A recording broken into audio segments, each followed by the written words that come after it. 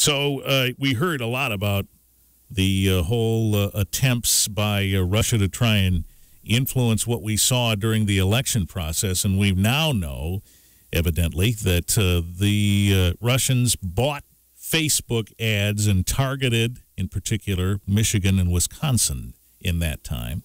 So that story's been out there.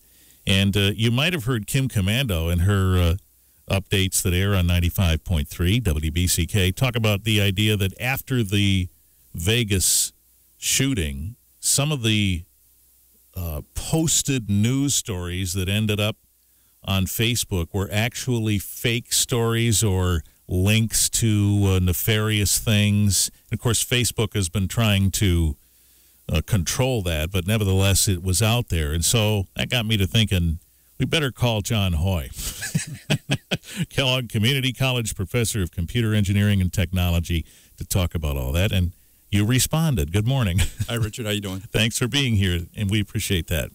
So it is kind of interesting how technology works. We were just having a conversation a minute ago about how things have changed thanks to technology. This is certainly one of them, that someone from thousands of miles away can influence what a relatively small group sees when they open up social media, for example. Actually, Richard, this was an organized attempt to do this, and I believe the term was a sniper-like ad targeting was employed by a Russian troll farm known as the Internet Relay Agency, the RIA, and they had a fund of about $400,000 a month and approximately 400 people that would troll social media.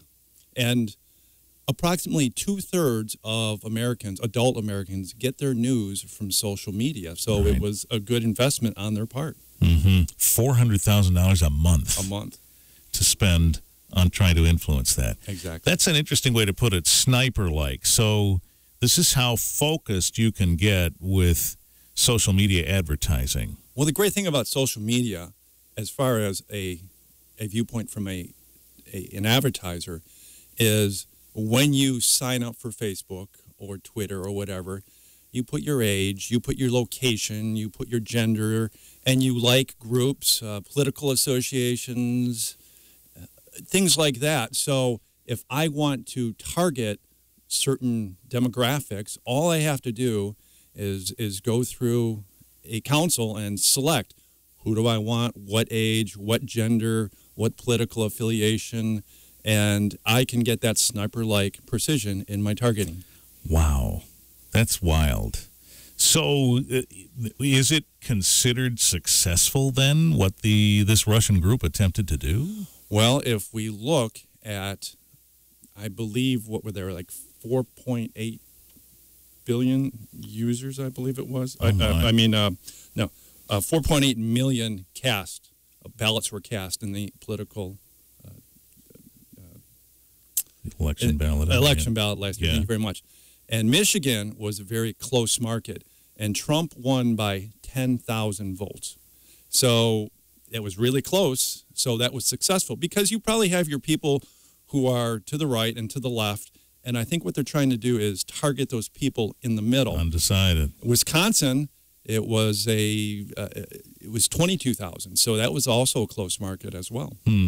So it's possible then that a $400,000 a month investment in sniper-like ads where you have some sway here, some influence, somebody might have maybe not clicked on that and made their decision, but clicked on it and included it in whatever array of sources they were using to try and come to a decision. Right. And some of these Russian actors had 200,000 followers, and the power comes in the social media, because if you like it, then your friends see on Facebook, on your wall, that you like it, and essentially you are spreading the word then as well, not just them. So you're acting as an agent of a Russian agent. Right, so it has the opportunity to, like that old shampoo commercial, you tell two friends and so on and so on. Right. Except it's how many ever friends you have. Exactly. See that. Exactly. When we talk about this, I don't think there's anything strictly illegal about this, right? I mean, you can buy an ad anywhere you want.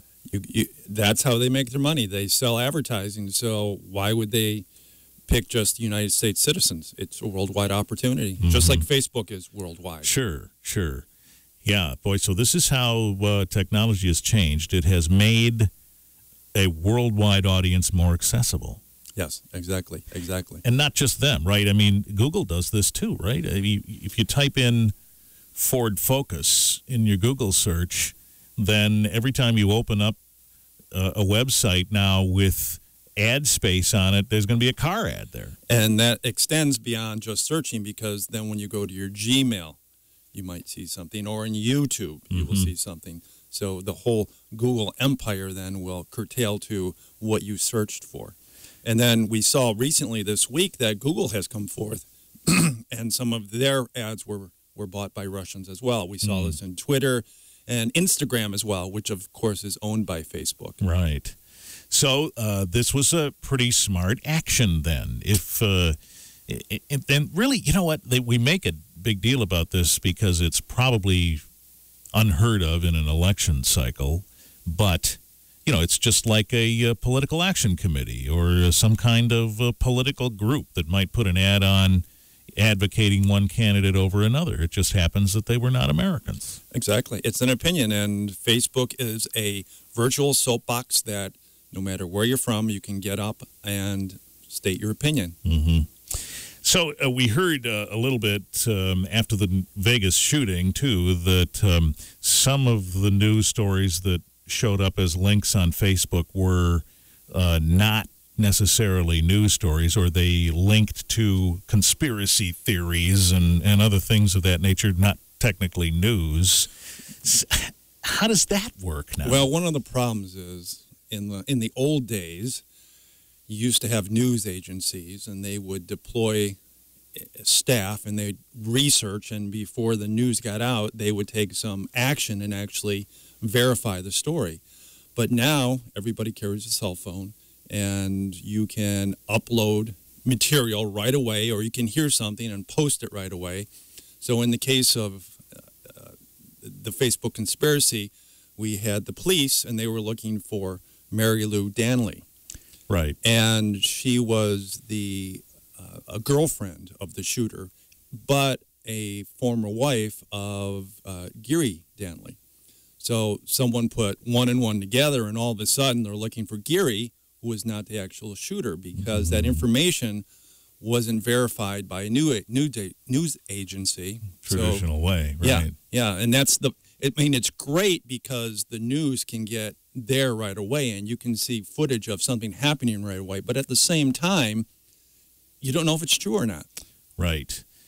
You speak directly to what I talk to my students about, media literacy and vetting what you see. And it's now incumbent upon the consumers of media more than ever, maybe, to verify what they read, because not as many of we professionals are doing it for you. Exactly. That's the truth. Exactly. And I'm not just talking about the biggies of the world. It actually has happened more readily at this level, folks. Even right here, a station that used to have an army of news people no longer does. So now what do? But yet we click on that stuff and we share that stuff like it's gospel sometimes. Right, and we don't know if it's true or not. And the key word with that is disinformation. Yes. I keep seeing that over and over and over, just like fake news and fake information. Right. So, when the president says fake news, he's talking about, the big guys picking on him. But really, there is fake news out there. It just may be in a different, it may be closer to you than you think it is. And it means that you've got to sort that out. This makes things very complicated. You don't know what to believe nowadays. So what about the technical side of this? Can Facebook somehow look at what comes across their news feeds and in their system and say, wait, that's not true or that's inaccurate, and somehow label it as such? That's a mechanical process. So if you've ever used Google, like in Google Voice, you can have a voicemail made into text, Or if you go on YouTube, you can look at closed caption, and it's somewhat accurate.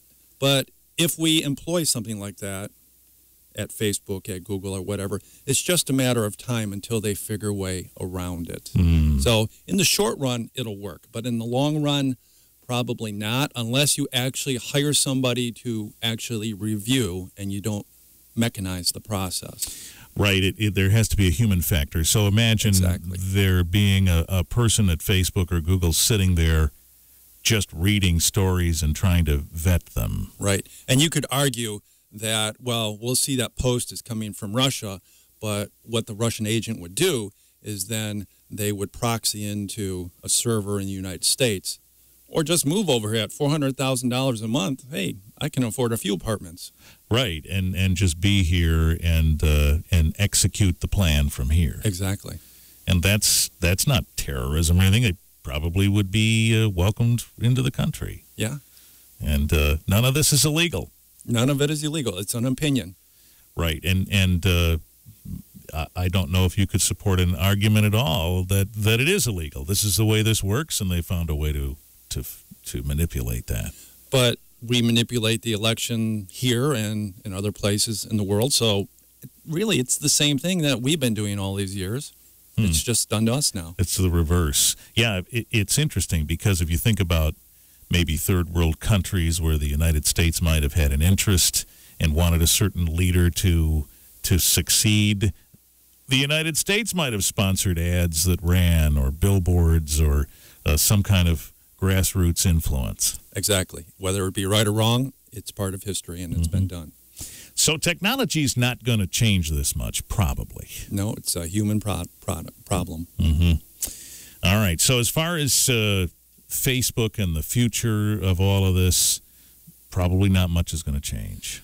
I think we have to start at the human level, and everything you read on Facebook, don't get all panicky about. Don't believe it, and before you spread the word, look at other news sources and actually verify the information before you propagate it. One of those things that I see a lot is that Snopes.com, where I'll see some people who will say, wait a minute, look at Snopes. What you're talking about is fake. That Snopes is a pretty good source, eh? I try to stay with the major news outlets myself for verification. I just, smaller places like that, I really don't trust. I mean, I could go to a website right now and find out there's a UFO in Battle Creek right now. And if you haven't seen it, you might not really know. Yes, exactly. Yeah, so I usually try to end these segments with some sort of solution for folks. I don't know if we helped with this at all. Because what we're saying is you've got to do more of the work, consumers of media, and we don't really know how easy that is. Verify the information. Stay away from the virtual water cooler where all the garbage is spread. Well, I guess that's where we'll leave it. Thank you, John. Thank you, Richard. John Hoye, professor of computer engineering and technology at Kellogg Community College.